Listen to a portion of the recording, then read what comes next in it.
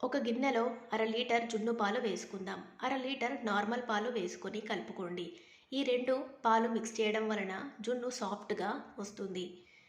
సరిపడినంత బెల్లం వేసుకొని బాగా కలపండి. ఈ పాలని ఒకసారి రుచి చూడండి. పాలు కొద్దిగా స్వీట్గా ఉండాలి. అప్పుడే జున్నులో స్వీట్నెస్ సరిగా సరిపోతుంది.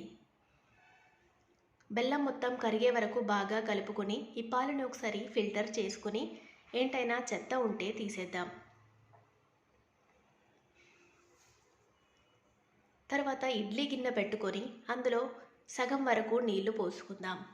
ఇప్పుడు అందులో ఒక స్టాండ్ పెట్టి అందులో జున్ను పాలు ఉన్న గిన్నెని పెట్టండి.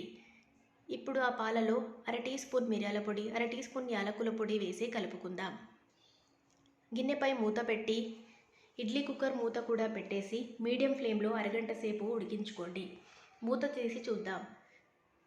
జున్ను బాగా రెడీ అయింది. ఈ విధంగా జున్ను రెడీ అయితే సరిపోతుంది. ఇప్పుడు ఈ గిన్నె కంప్లీట్గా చల్లారిన తర్వాత ఫ్రిడ్జ్లో పెట్టి చల్లగా సర్వ్ చేసుకుంటే మన టేస్టీ అండ్ యమ్మీ జున్ను రెడీ అయినట్టే.